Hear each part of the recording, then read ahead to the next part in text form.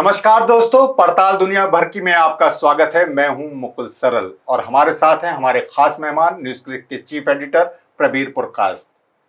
आज दुनिया भर की बातों में हम बात करेंगे जो अंतर्राष्ट्रीय सुर्खियों में है। दो बड़े मुद्दे, एक तो है ट्रंप का ट्रेड वॉर और एक है फिलिस्तीन गाजा की स्थिति, जहां इजराइल के हमले लगातार जारी हैं। दो मुद्दे हैं जिस पर हम उसे डिकोड करना चाहते हैं, क्योंकि हमारे पास जो माध्यम है उनसे जो बहुत अंतर्राष्ट्रीय खबरें पहुंचती हैं बहुत कम पहुंचती हैं और वो सही परिप्रेक्ष्य में हमारे सामने नहीं आ पाती। तो एक तो ट्रेड वॉर, जो ये ट्रंप का ट्रेड वॉर है, ये क्या चीज़ है, किसका क्या मतलब है, और इससे पूरी दुनिया में एक उथल पुथल है।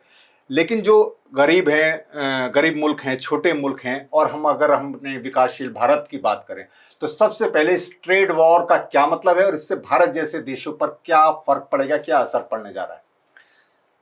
लंबा सवाल है आपका, तो मैं संक्षिप्त में जवाब देना चाहूँगा कि पहली बार तो दुनिया की ट्रेड की स्थिति क्या है उसको समझने की ज़रूरत है।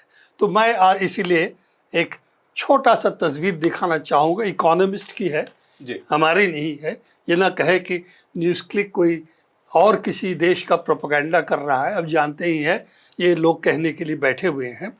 तो ये है दुनिया में 2000 दशक उस पे की वक्त पे जी, तो एटलीस्ट आज से 25 साल पहले जी, क्या स्थिति थी कि दुनिया के सबसे बड़ा ट्रेड जो होता था मुल्क करने वाला अमेरिका था।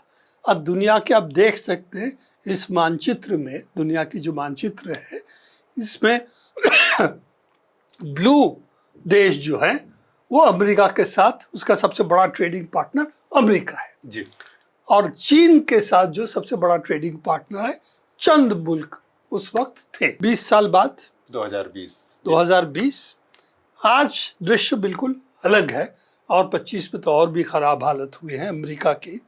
यहाँ पर चंद मुल्क जो है अमेरिका का मेन ट्रेडिंग पार्टनर है। यूरोप में कुछ मुल्क हैं, पर दुनिया में और हर जगह पे करीब करीब भारतवर्ष के साथ सबसे बड़ा ट्रेडिंग पार्टनर इस वक्त चीन है। तो ये जो हुआ है, तो परिवर्तन जो हुआ है इसीलिए कि अमेरिका की इंडस्ट्रियल प्रोडक्शन कम होता गया है। आज अगर देखें तो अमेरिका से एक्सपोर्ट किया होता, एक तो है सर्विसेज जी, जो इसमें हम नहीं दिखा रहे, और होता है एग्रीकल्चर एक्सपोर्ट सबसे ज़्यादा जाता है चीन पे। ठीक है, तो ये ट्रेड वॉर जो है इस वक्त अमेरिका इसीलिए करना चाहता है कि इस चीज़ को बदलना चाहता है। अभी भी सबसे बड़ा इकोनॉमी दुनिया का, अगर आप जो जीडीपी की डॉलर वैल्यू देखें तो अमेरिका है, पर उत्पादन के हिसाब से अगर देखें तो चीन है। और हिंदुस्तान का जिसे परचेजिंग पावर पैरिटी कहते हैं, कितना मान लीजिए $1 में आप कितना अमेरिका में अंडे खरीदते हो, $1 की इक्विवेलेंट में भारतवर्ष में कितना अंडे खरीदते हो, तो बहुत फर्क हो जाता है। तो परचेजिंग पावर पैरिटी मतलब ₹1 या $1 से आप कितना चीज़ खरीद सकते हैं, उसके हिसाब से अगर देखें हिंदुस्तान तीसरे स्थान पे है, अमेरिका दूसरे स्थान पे है। तो ये उत्पादन क्योंकि ज़्यादा चीन में हो रहा है, ख़ास तौर से इंडस्ट्रियल उत्पादन, इसीलिए सबसे बड़ा ट्रेडिंग पार्टनर चीन बन गया। यही चीज़ ट्रंप ट्रेड वॉर से उसको उलटना चाहता है, क्योंकि सबसे बड़ा अगर इकोनॉमी मैं हूँ तो मेरे पास सामान बेचोगे तो आप पर मैं आपको ऊपर शुल्क लगाऊंगा। ये उनका थ्रेट है, तो शुल्क है, और यही चीज़ वो इस वक्त कर रहे हैं। नहीं तो अगर हम ये कहें कि भाई ट्रंप ये जो ट्रेड वॉर या टैरिफ जिस पे अब खूब चल रहा है कि टैरिफ लगा रहे हैं, तो ट्रंप साहब जो टैरिफ लगाना चाह रहे हैं, तो क्या उनके घरेलू हालात बहुत बिगड़ गए हैं अमेरिका के, क्या समझा जाए? देखिए, एक हिसाब से ये तो साफ है कि अगर उत्पादन आप और किसी मुल्क से लेते हैं तो आप कभी भी आप चाहे तो वो आपको दबा सकते हैं। क्यों बंद कर देंगे? अब ट्रेड वार का शुरुआत अमेरिका ने किया था ये कह के एडवांस चिप्स हम चीन को नहीं बेचेंगे। तो चीन ने इसके जवाब में अपना जी ट्रे चिप्स बनाने का प्रक्रिया तो जारी रखा है, उसके साथ साथ कहा है कुछ चीज़ें से हमारे यहाँ से आता है आपको नहीं बेचेंगे, जिसमें आपके ऐसे चीज़ें हैं जो इलेक्ट्रॉनिक्स की बुनियाद के लिए ज़रूरत होता है। रेयर अर्थ जिसे कहते हैं, जो आपका जो बैटरीज होते जी। हैं उसके लिए होते हैं, चिप्स के लिए होते हैं, बहुत सारी चीज़ों के लिए होते हैं। तो ये तो शुरुआत है, पर ट्रंप ने इसको बहुत बढ़ाया है। सिर्फ चीन नहीं, हर मुल्क करीब करीब जी। इस वक्त इस थ्रेट में है। इसके ऊपर और जो थ्रेट है हर मुल्क के पास कि आप जो हमको बेचोगे, जितना आपका हमारे यहाँ टैरिफ है या हमारे ऊपर आप जो टैरिफ लगाओगे वो हम आपके ऊपर लगाएंगे। तो हिंदुस्तान में बहुत सारे ऐसे चीज़ है जो हम अमेरिका से लेते हैं जिसका टैरिफ हमने काफ़ी ज़्यादा रखा है, जैसे दारू पर, अमेरिकी दारू पे। जी जी तो ये इनका थ्रेट है कि अगर ऐसे करोगे तो हम हमारे जो चीज़ आपके यहाँ से लेते हैं उस पर हम टैरिफ उतना ही कर देंगे।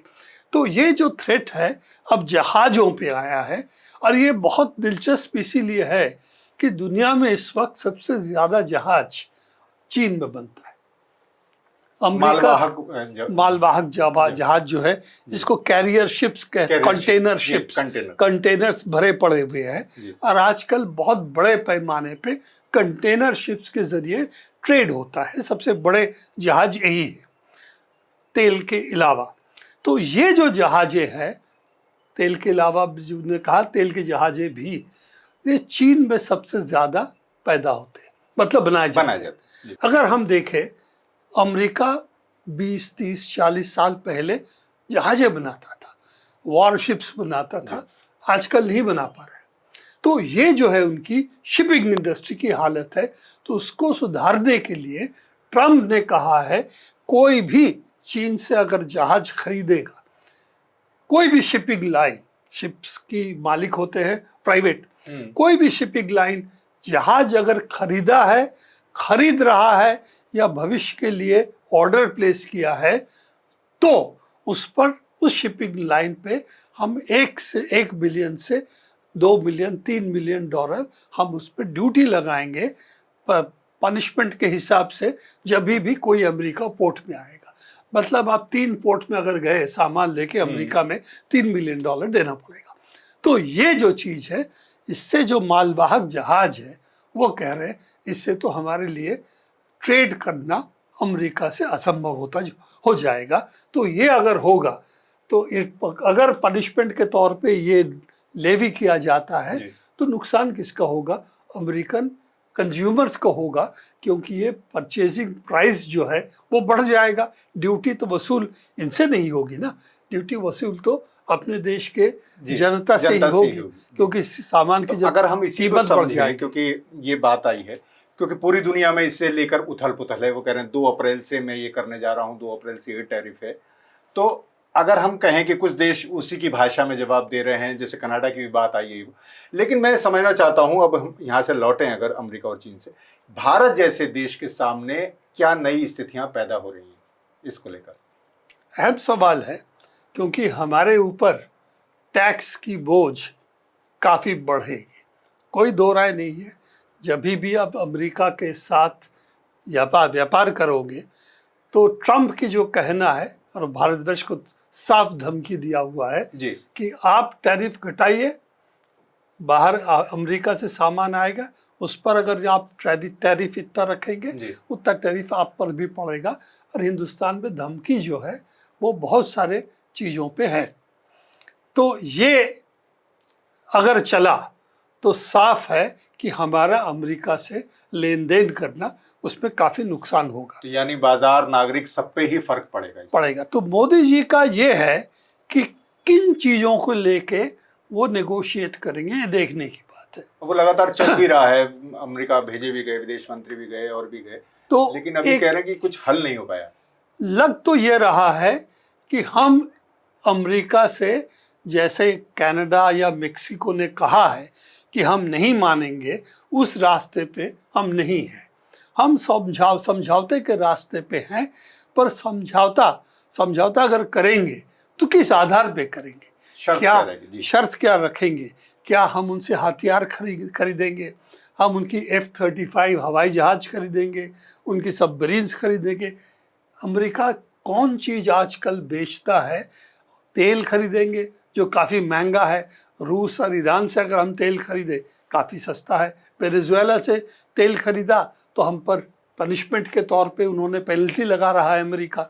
तो ये अगर हम मान लें तो अमेरिका से ज़्यादा दाम पे तेल खरीदेंगे या ऐसे अस्त्र शस्त्र खरीदेंगे खुद बनाने के जगह हम उनसे ही खरीदेंगे, तो हमारा बजट का स्थिति क्या होगा ये देखने की बात है।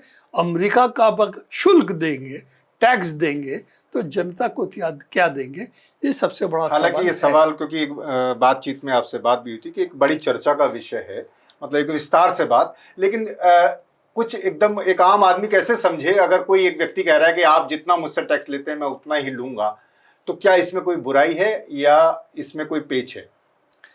पेच इसीलिए है कि अगर इस तरह हर मुल्क करे तो ये मतलब है कि 200 मुल्क है मान लीजिए, जी। तो हर मुल्क अपने देश से दूसरे देशों के 200 शुल्क का मात्रा लगाएगा। इस तरह से अंतर्राष्ट्रीय व्यापार चलना मुश्किल है। तो यही समझ से गैट बनी थी, जनरल एग्रीमेंट ऑन टैरिफ्स जो बनी थी, टैरिफ्स एंड ट्रेड। इसके बाद WTO में परिवर्तित हुई, इसीलिए कि सिंप्लिफिकेशन होनी चाहिए ताकि व्यापार एक दूसरे से करना और बड़े मुल्क आसान कुछ हो अपना कुर्बानी भी दे, मतलब अपने को थोड़ा वो रखें। गरीब मुल्क अगर कुछ ज्यादा टैक्स भी लेते हैं तो वो एक थोड़ा उसके लिए भी ठीक रहे। टैक्स आप मत समझिए, टैक्स दूसरे मुल्कों से ली जाती है। जी, टैरिफ। मान लीजिए टैक्स टैरिफ जो भी कहे, मान लीजिए आप हमें दूसरे देश मैं हूँ, आप कुछ मुझे बेच रहे हैं, मैं उस पर ज्यादा टैक्स लगा रहा हूँ, पैसा कौन दे रहा है? आप तो नहीं दे रहे ना जी, उस देश के नागरिक दे रहे हैं। हम क्यों करते हैं उनको ज्यादा दाम से, क्यों चीजों को खरीदने से बाध्य करते हैं? अपने देश के नागरिक को, अपना मार्केट को प्रोटेक्ट करने के लिए। तो ये प्रोटेक्शन है निजी मार्केट की, ये दूसरे मुल्क पर टैक्स नहीं है। ये गलत फहमी है लोगों को कि अमेरिका पे टैक्स लग रही है। नहीं, भारत देश के नागरिकों पे लगेगी अगर हम अमेरिका के चीज़ों को टैक्स करेंगे। तो ये जो समझ है, ये मार्केट प्रोटेक्शन, अपने मार्केट के प्रोटेक्शन के लिए हम करते हैं।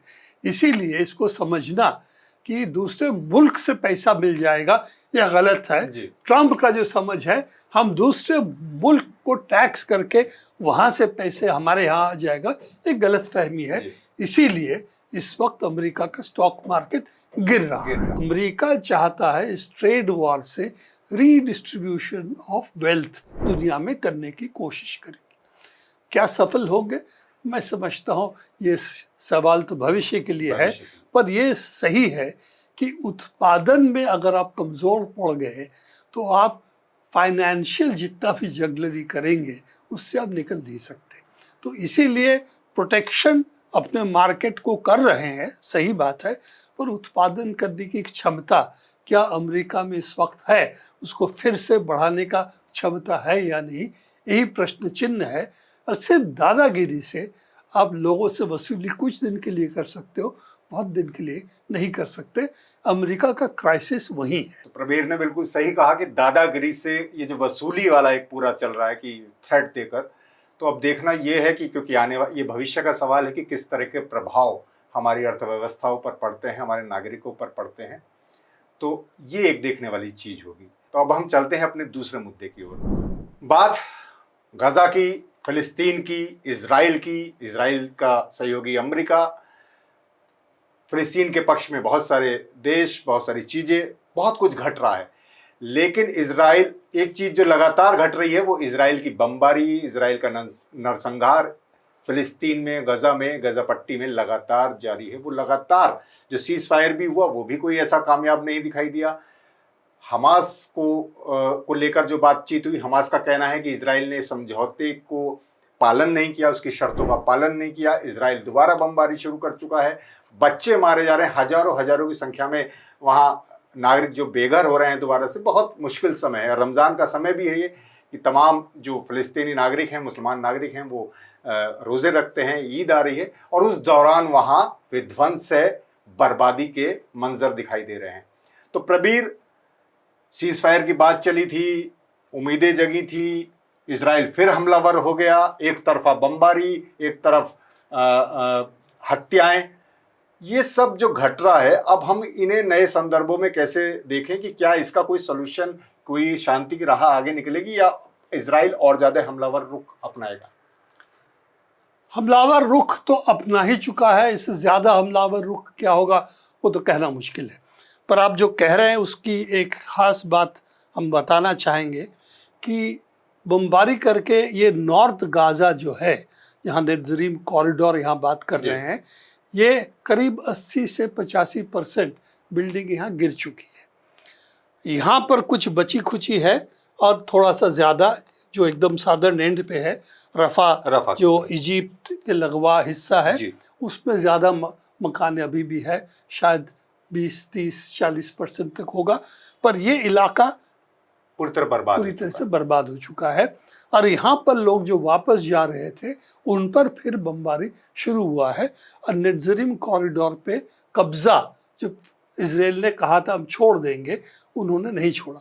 बात थी 42 दिन के बाद सेकेंड फेज शुरू होगा, जिसमें जो बचे कुचे लोग अभी भी जेल में है, वहाँ पर इजराइल में तो काफ़ी जेल में है, पर यहाँ पर हॉस्टेज के खिलाफ कितने लोगों को मुक्त करेंगे वो अभी भी एक फेज़ बाकी है। उसके साथ साथ ये शर्त हुआ था, आप शुरू करेंगे इस बातचीत में कि कैसे आप गाज़ा को पूरा छोड़ देंगे और गाज़ा फिर अपना जिस पहले स्थिति थी उस स्थिति में वापस जाएगी। ये चीज़ करने से इजराइल मना कर रहा है। परमानेंट सीज फायर के बारे में कोई शर्त नहीं मानेगा और इसके साथ साथ नेत्ज़रीम कॉरिडोर छोड़ना और लोगों को फिर पुनर्स्थापन करने के लिए सामान पहुंचना, खाना, मेडिकल सप्लाईज, कंस्ट्रक्शन की तो बात दूर की रही, सिर्फ खाना और मेडिकल सप्लाईज ये भी बंद कर दिया फिर से। तो ये यथास्थिति सीज फायर की नहीं है, सीज फायर के पहले जंग की स्थिति है। अभी भी यहाँ पर सिर्फ बमबारी नहीं, अभी भी यहाँ पर इनका इनकर्शन, अंदर जाना, मारना लोगों को, ये काम अभी भी जारी है। जी, जैसे हमने ये नंबर भी देखे, लेटेस्ट अटैक जो हैं वो मार्च में, और जितने किल्ड हुए लोग सिर्फ 18 से 22 अब तो ज़्यादा दिन हो चुके हैं, तो और भी यहाँ पर लगातार ये नंबर बढ़ रहा है, 1000 करीब मर चुके। तो इस कदर मतलब बच्चे हैं, महिलाएं हैं, उनका कत्लेआम हो रहा है और उसे जायज़ कैसे ठहरा रहा है इजराइल या अमेरिका, उसका सहयोगी जो उसे हथियार उपलब्ध कराता है, या दुनिया कैसे इसे देख रही है? देखिए, बहुत बड़ा सवाल ये भी है। अगर इसका चर्चा करें तो काफ़ी इतिहास की ओर जाना पड़ेगा। बहुत संक्षिप्त में ये कहूँगा, दुनिया के 2 तरह के मुल्क हैं। एक जो उपनिवेशवाद से निकले हैं, जो कॉलोनियलिज्म से निकले हैं, और इसमें नरसंहार, लूट, इनका शुरुआत इसी से हुआ था। तो अगर आप देखें, इतिहास है, न्यो कॉलोनियलिज्म जो हम कहते, उसी का स्वरूप आज हम देख रहे हैं कि वही चीज़ दोबारा वो चलाना चाहते हैं या बरकरार रखना चाहते हैं। तो इसीलिए इसको इतिहास की अगर क्या कहेंगे, चश्मा नहीं लगाएंगे तो ये समझ में नहीं आ सकता अमानवीय हत्याएं इतने बड़े पैमाने पे क्यों कुछ देश मानने के लिए तैयार है, ख़ास तौर से जो अपने आप को रूल बेस्ड ऑर्डर के प्रतीक मानते हैं। यूरोप, अमेरिका, यही तो मुल्क है ना मूलतः। तो ये कैसे इस चीज़ को मानते हैं और इजराइल के खिलाफ एक शब्द कहने के लिए तैयार नहीं है। सिर्फ यही नहीं है, उनके देश में इस पर प्रोटेस्ट होता है तो भी लोगों को जेल में बंद करना, उनको बहिष्कृत कर देना, ये चल रहा है। सिर्फ अमेरिका में नहीं, यूरोप में भी, ख़ास तौर से जर्मनी वगैरह वगैरह मुल्क जो अपने आप को कहते हैं। इस नरसंहार को रिपोर्ट करना या इस पे एक लेख लिख देना या एक प्रोटेस्ट कर देना, उसके खिलाफ यूनिवर्सिटीज तक में कार्रवाइयां हो रही हैं अमेरिका में। जुल्म माना जा रहा है। ये कह रहा है कि ये तो एंटी जूइश प्रोपेगेंडा कर रहा है। तो ये जो एंटी सेमेटिक, हालांकि आप जानते हैं सेमेटिक रेस अरब देश भी है, वो भी सेमेटिक है, भाषा उनकी भी सेमेटिक भाषाओं में गिनती है, तो इसीलिए एंटी सेमेटिक इनको कहना ये तो हास्यास्पद है, पर वही इस वक्त इनकी राजनीति है। अच्छा, एक खबर अभी आई, उसको दो तरह की खबरें आ रही हैं। तो इजराइल में भी ये बात चल रही है कि वहाँ के सैनिक बहुत लड़ने से इनकार कर रहे हैं, लेकिन अभी पहले कि एक हमास के खिलाफ प्रदर्शन हुआ है गजा में कि सत्ता छोड़ो, ये इसे कैसे समझा जाए? या केवल ये प्रोपेगेंडा है, प्रायोजित है, या वाकई में कुछ ग्रुप हैं जो इस तरह की चीजें कर रहे हैं? मैं समझता हूँ कि ये जब होता है दोनों चीज शामिल है, कुछ तो उकसाने के लोग हैं और ये भी है कि ज़रूर कुछ असंतोष भी होगा, क्योंकि ये नहीं हो सकता कि इतना बड़ा नरसंहार हुआ और कुछ लोग उसके हमास को दोषी नहीं ठहराएंगे, कहेंगे क्यों करना था, तो चल तो रहा था। तो ये अलग बात है, पर सवाल है कितने, वो चंद लोग हैं जिसके खिलाफ एक प्रदर्शन हुआ है, उसका आप वो अंतर्राष्ट्रीय सुर्खियां हैं। नहीं, एक मिनट, उसको आप इजराइल को देखिए, हर रोज वहाँ प्रदर्शन होता है, हर रोज यहाँ पर प्रदर्शन हुआ है जंग के खिलाफ, उसकी रिपोर्टिंग नेतन्याहू के खिलाफ लगातार, नेतन्याहू नहीं, जंग के खिलाफ लगातार, जंग के खिलाफ, और खास तौर से समझौता करके हमारे नागरिकों को वापस लाने, ये बातें प्रायोरिटी रख के बड़े पैमाने पे वहां पर प्रदर्शन हुआ है, हो रहा है और भविष्य में भी होगा। उसकी रिपोर्टिंग कहाँ होती है? किसी अखबार में देखते हैं। रिपोर्टिंग की बात आई तो ये खबर, एक रिपोर्ट हुई है जिसमें जो इजरायली आर्मी है उसके बहुत से सोल्जर ये कह रहे हैं कि अब भाई वो लड़ने से इनकार कर रहे हैं। तो ये खबर को क्या है ये पूरा? देखिए, पहले इसको समझना पड़ेगा इजरायली आर्मी का क्या स्ट्रक्चर, ढांचा क्या है। उस पे प्रोफेशनल जो आर्मी है जो सिर्फ जंग के लिए है, उनका संख्या 10 से 15% होगा। उसके 80-85% जो है वो ऐसे लोग हैं जिसको कहते हैं रिजर्विस्ट्स। वो हफ्ते में या महीने में 5 दिन उनको ड्रिल करना पड़ता है, हवाई जहाज में उनको उड़ना पड़ता है, पर ज़्यादातर ये सिविलियंस है। तो उनको लड़ने के लिए बाध्य तभी किया जाता है, कॉल होता है कि जब जंग चलता है।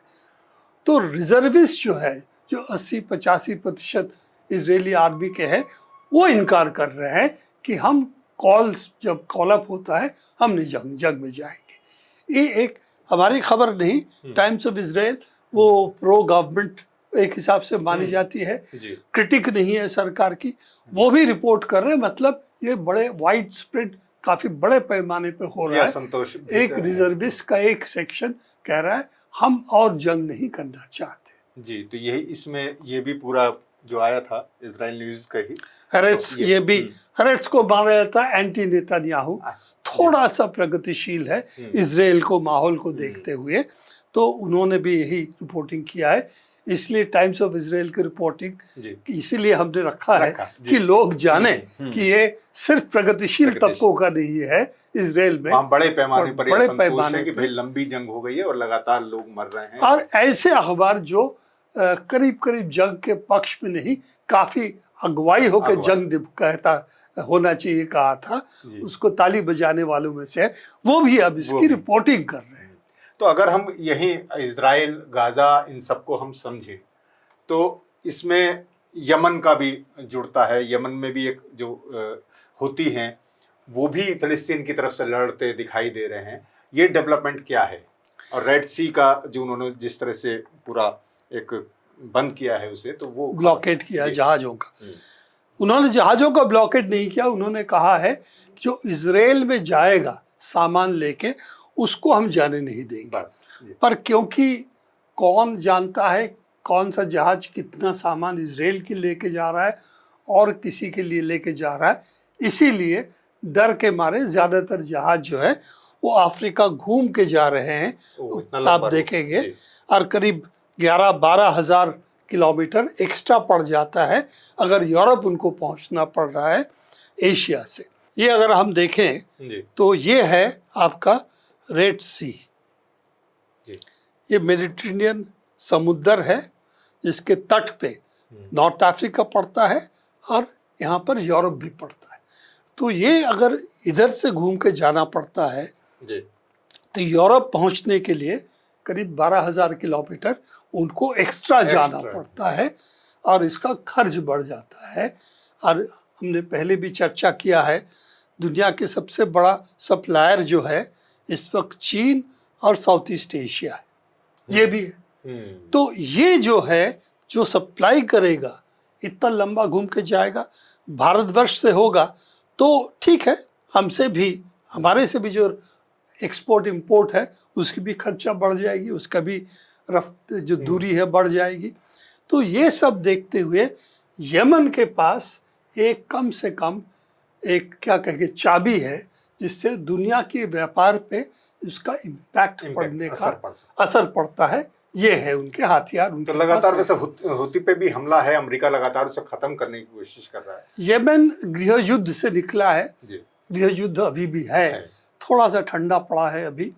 और उसमें सऊदी अरेबिया, एमिरेट्स जो है यमन का सदर्न हिस्सा उनके कब्जे में नहीं कहूँगा, उनकी जो एलाइज है उनके कब्जे में है, पर हुतीस नॉर्दर्न इलाके में इन्होंने पूरा अपना कब्जा जमाया हुआ है। और उसके इस वक्त जो है क्या कहेंगे, राजनीतिक रूप से वो यमन पे हावी है।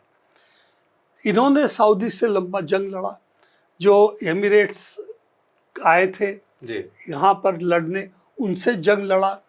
ये सब देखते हुए इनका सामरिक शक्ति काफ़ी है, लड़ने की क्षमता है।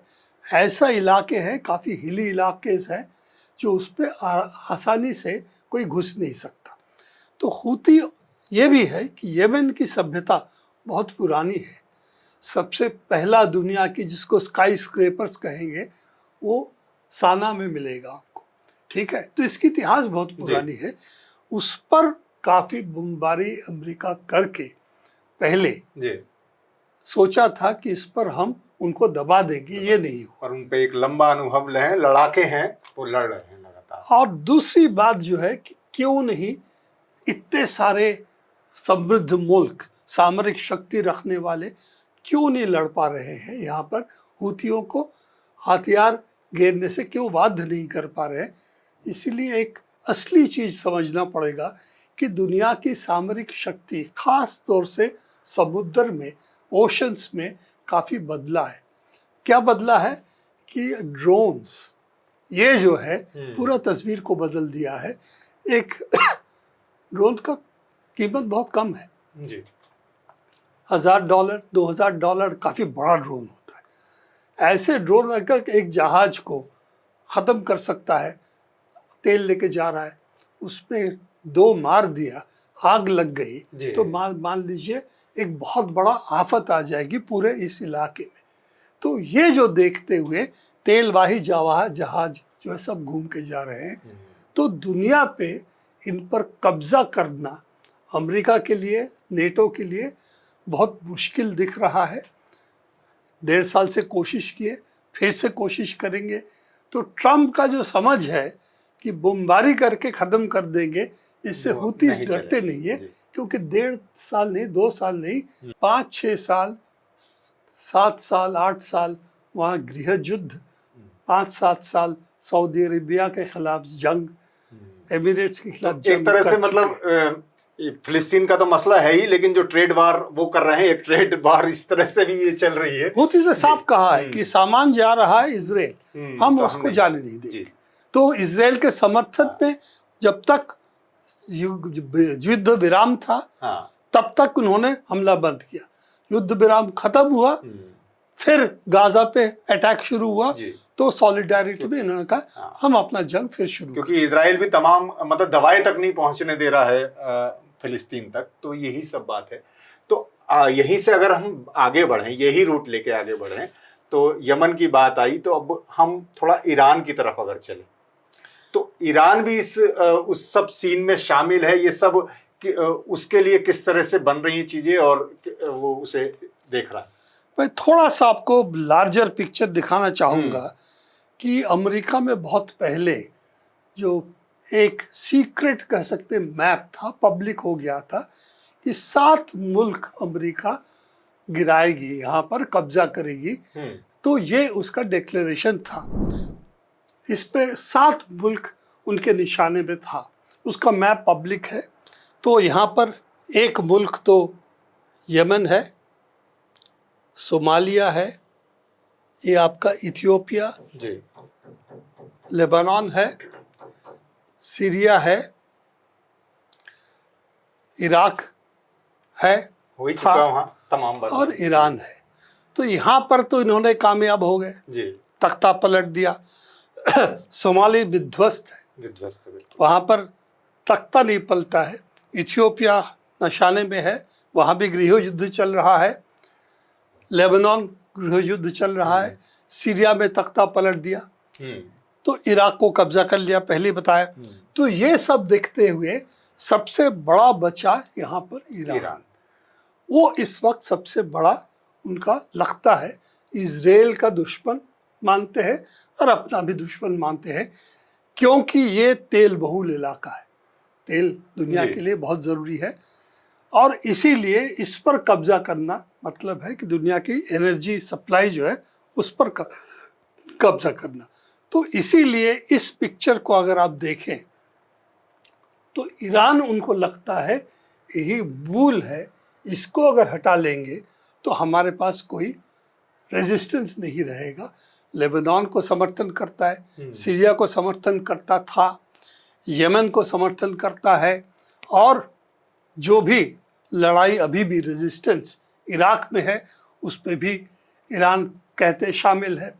तो ये इनके लिए सबसे बड़ा खतरा इस सबसे बड़ा इलाके में मुल्क भी लगता यही है इस इलाके और में। इस अगर इजराइल को पूरी इस इलाके पर सरदार बना दिया जाता है तो ईरान उसके लिए रुकावट है। तो इसीलिए अमेरिका ईरान के साथ जंग करेगा या नहीं, ये सवाल है। ट्रंप ने कहा है, अभी चिट्ठी लिखा है कि हम आपके साथ न्यूक्लियर समझौता करना चाहते हैं। तो सवाल है कि ट्रंप ही था जो न्यूक्लियर समझौता हुआ था, यूनाइटेड नेशन जिसमें शिरकत किया था, पंच बैठे थे जी। सब करने के बाद जब ये समझौता हुआ था, उससे निकला अमेरिका, निकला था, निकल गया था मानने के बाद, और ट्रंप तक प्रेसिडेंट था। तो अब ट्रंप कह रहे हैं कि वही समझौते पे वापस आओ आप। तो हटे तो आप थे, ठीक है ना, बंद हुआ था आपके लिए। अब कह रहे हो कि समझ में आ गया इस तरह से नहीं चलेगा, तो ईरान को कह रहे हैं कि आप समझौते पे वापस आओ। तो ईरान क्या समझौते पे वापस आएगा या नहीं, ये सवाल है। नहीं तो जो रूपरेखा बताई जा रही है, इसलिए कि ईरान में अगर अमेरिका बमबारी करता है, प्लान यही है कि उनकी सामरिक शक्ति को पूरी तरह से ख़त्म कर दे, और जो उनकी अंडरग्राउंड मिसाइल लगे हुए हैं तो उसको भी ख़त्म करे, उनका न्यूक्लियर इंफ्रास्ट्रक्चर को ख़त्म करे, और उनकी देश की जो लीडिंग सरकारी नुमाइंदे हैं उसको भी जिसको डीकैपिटेटिंग स्ट्राइक कहे कि उसको सर ईरान की काट दिया जाएगा, उसकी भी तैयारी कर रहे हैं। उस पर क्या न्यूक्लियर बॉम्ब्स भी इस्तेमाल होंगे, ये सब प्रश्न। यानी दुनिया एक बड़े मतलब फिर एक और खतरे की तरफ बढ़ रही है। हिरोशिमा वहाँ करेंगे, ये भी क्या प्लान है।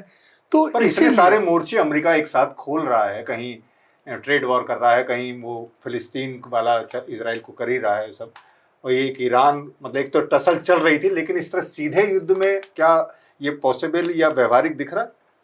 देखिए, दो तरफा चीज़ें आ रही है। एक तो कि ये धमकी है, भभकी है एक हिसाब से, और एक है कि सचमुच इसकी तैयारी है और हो भी सकती है।